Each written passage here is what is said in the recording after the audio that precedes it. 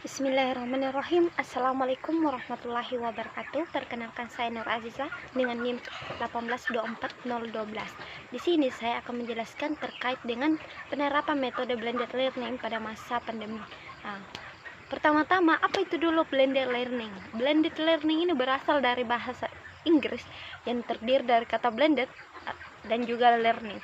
Blended merupakan campuran atau kombinasi yang baik, sedangkan learning merupakan pembelajaran.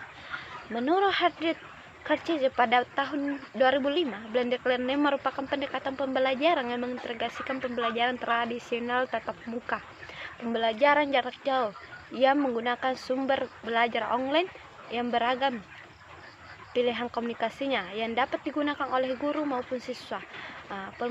Pelaksanaan pendekatan ini memungkinkan pengguna sumber belajar secara online, terutama dengan berbasis web tanpa meninggalkan kegiatan tatap muka. Secara sederhana dikatakan bahwa blended learning adalah pembelajaran yang mengkombinasikan antara tatap muka secara langsung, berinteraksi secara langsung, masing-masing dapat bertukar informasi mengenai bahan-bahan pembelajaran. Bisa juga belajar secara mandiri karena bisa diakses secara online melalui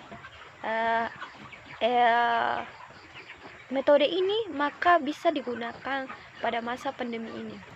Unsur-unsur yang ada pada blended learning yaitu tatap muka, belajar mandiri, aplikasi, tutorial, kerjasama, dan juga evaluasi. Karakteristik dari blended learning. Yang pertama itu pembelajaran yang menggabungkan berbagai cara menyampaikan, model pembelajaran, gaya pembelajaran, serta media berbasis teknologi yang beragam. Yang kedua yaitu sebagai sebuah kombinasi pembelajaran secara langsung, face to face, belajar mandiri via online.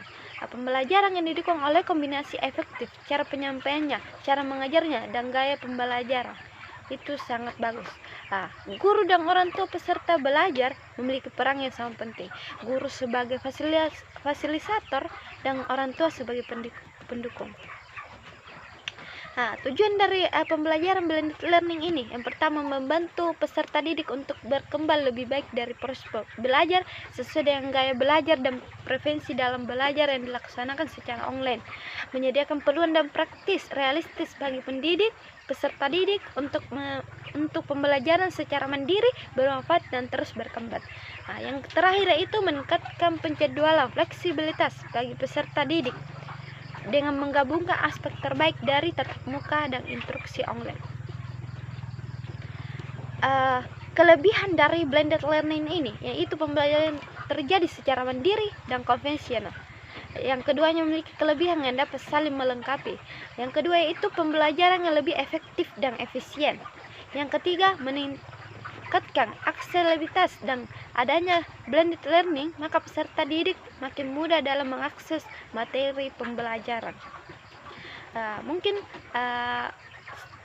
ada juga kekurangan dari metode pembelajaran blended learning ini, di mana media yang dibutuhkan sangat beragam sehingga sulit diterapkan apabila sarana dan prasarananya tidak mendukung, terutama seperti jaringan yang tidak memadai pada daerah-daerah tertentu terpencil di Indonesia pada masa pandemi ini.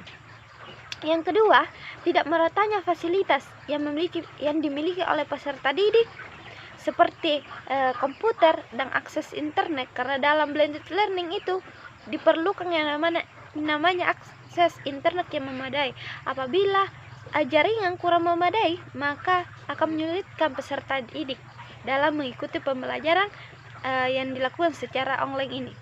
Yang ketiga itu kurangnya pengetahuan masyarakat terhadap penggunaan teknologi yang semakin berkembang pada masa kini. Yang terakhir yaitu tidak meratanya fasilitas yang dimiliki peserta didik seperti komputer ataupun Android yang bisa digunakan sebagai media dalam pembelajaran online ini.